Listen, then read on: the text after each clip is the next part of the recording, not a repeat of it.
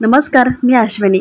मुंबईचा सुप्रसिद्ध जम्बो वडा व त्यासोबत खाल्ली जाणारी चटणी मस्त अशी कशी बनवायची घरगुती पद्धतीने इथे मी सांगणार आहे। तर आपण वडा करताना कुठल्या चुका टाळल्या तर आपला हा वडा असा जम्बो होतो।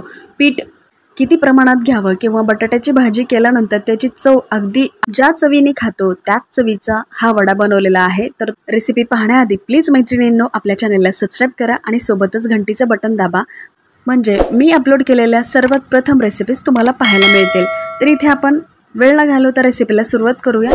तर इथे मी अर्धा किलो बटाटे घेतले आहेत। तर मध्यम आकाराचे घ्या किंवा मोठ्या आकाराचे तुम्ही घेऊ शकता। प्रथम आपण कुकरमध्ये याला उकडण्यासाठी ठेवायचे। तर उकडण्यासाठी सुद्धा ही काळजी घ्यायची, ते म्हणजे बटाटे बुडतील एवढं पाणी टाकायचं आहे आणि त्यानंतर 1 चमचाभर मीठ टाकायचं आहे, जेणेकरून आपल्या बटाट्यामध्ये हे मीठ मुरलं की बटाट्याची भाजी अगदी चविष्ट होते। आता आपण गॅस पेटूया आणि साधारणतः 4 ते 5 शिट्ट्या करून छान असा हा बटाटा शिजण्यासाठी ठेवायचा आहे। तर 4 ते 5 शिट्ट्या होईपर्यंत आपल्याला पुढची प्रोसेस करायची आहे, ते म्हणजे आपण जी वडे बनवण्याची भाजी बनवतो, म्हणजेच बटाट्याची भाजी बनवायची, त्याच्यासाठी लागणारं वाटण बनवायचं आहे। तर इथे मी 1 इंच आलं घेतलेलं आहे। सुरुवातीला आपल्याला अद्रकावरील साल काढायचे आहे। आता ही साल काढून झाली की याचे भाग कट करून घेऊयात।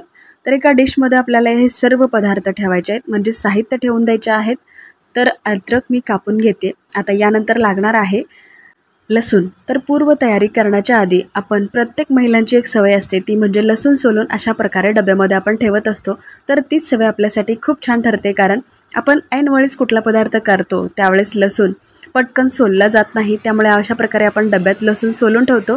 तर हे लसूण मी 10 ते 15 पाकळ्या घेतल्या आहेत। त्यानंतर 1 ते 1.5 चमचा जिरे घ्यायचे आहेत आणि त्यानंतर तिखटानुसार 7 ते 8 हिरवी मिरची घ्या, कारण आपण वडा बनवतोय म्हणून थोडंसं झणझणीत तर वडा झालाच पाहिजे।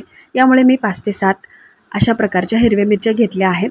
त्याची देठं काढून आपल्याला हे सर्व एका मिक्सर जारमध्ये काढून ठेवायचं आहे। छोट्या भांड्यामध्ये काढून घेतलं म्हणजे हे आपलं वाटण छान असं बारीक होतं। आता यानंतर सर्वात शेवटी अजून याला टेस्ट येण्यासाठी थोडासा ओवा क्रश करून टाकला आहे। तुम्ही बघू शकता आपलं वाटण तयार झाले। ओबडधोबड आपल्याला वाटायचं आहे। बटाट्याच्या भाजीला लागणारे या वाटणाची पेस्ट बारीक करायची नाही आहे, ओबडधोबडच करून घ्यायची आहे। आता आपण हे वाटण वाटत होतो तोपर्यंतच आपले 4 शिट्ट्या झाल्यात। आता याला थंड करून सुद्धा मी घेतलं आहे।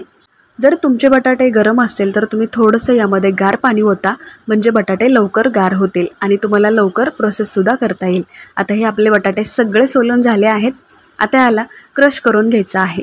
बटाटा वडा करताना नेहमी लक्षात ठेवा, बटाटे जास्त बारीक करायचे नाही आहे, अगदी ओबडधोबड आपल्याला चुरून किंवा कुस्करून घ्यायचं आहे।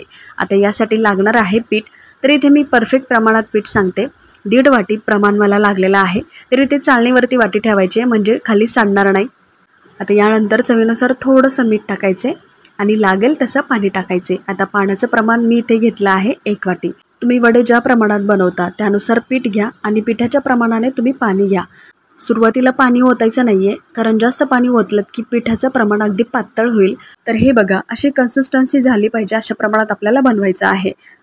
आता हे झाकून ठेवूया आणि क्रश केलेल्या बटाट्याची भाजी बनवायची आहे। आता हे सगळे मी क्रश करून घेतलेत बटाटे। भाजी करण्यासाठी कढई गरम करायची आणि या कढईमध्ये 1 ते 1.5 किंवा 2 चमचे तेल टाकायचे। आता तेल छान गरम झालं की 1 चमचा जिरे आणि 1 चमचा मोहरी टाकायचे। त्यानंतर आपण जे वाटण बनवलं होतं ते वाटण 2 चमचे साधारण मी इथे टाकलं आहे। तर तुम्ही वाटण कमी जास्त सुद्धा करू शकता। तुमच्या घरामध्ये लहान मुलं असतील तर तुम्ही वाटणाचं प्रमाण कमी ठेवा। आता यानंतर मी 1.5 चमचा हळद टाकली आहे।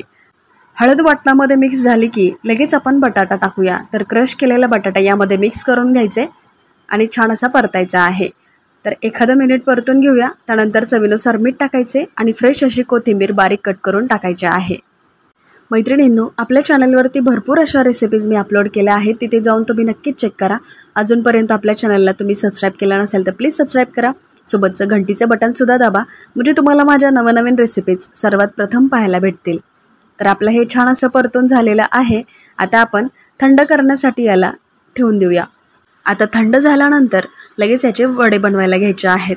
तर एक मोठं ताट घ्यायचे किंवा डिश घ्यायचे आणि या बटाट्याच्या भाजीचे आपल्याला वडे बनवायचे आहे। तर वडे बनवताना साधारणतः बाहेर गाड्यावरती किंवा ठेल्यावरती तुम्ही बघू शकता अशा प्रकारे चपटे बनवतात।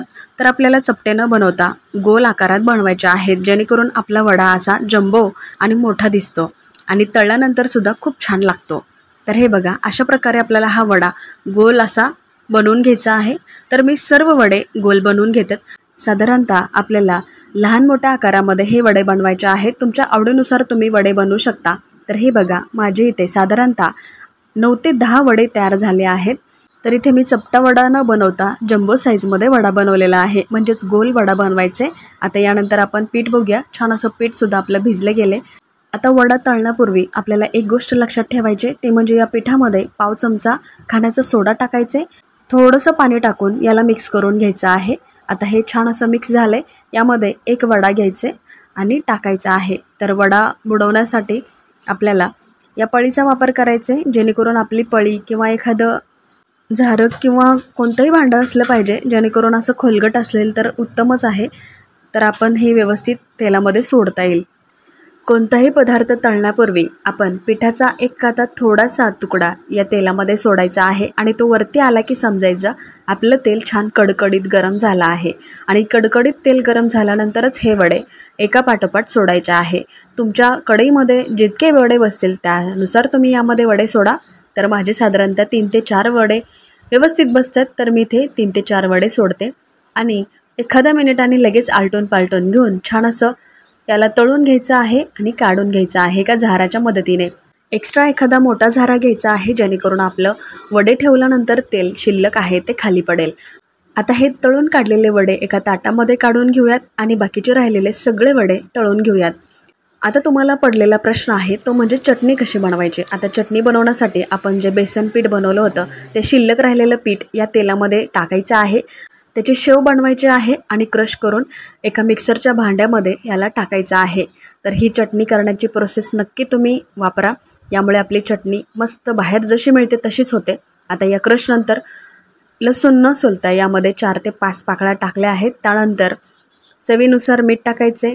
इथे मी लाल मिरची टाकली आहे 1 ते 1.5 चमचा, चवीनुसार मीठ टाकलेलं आहे आणि हे आता मिश्रण वाटून घेऊयात। तर हे बघा, आपली परफेक्ट अशी चटणी बाहेर ठेल्यावरती किंवा गाड्यावरती जशी मिळते तशीच होते, चवीला सुद्धा अप्रतिम लागते। तर ही चटणी आपण एका बाउलमध्ये काढून घेऊयात।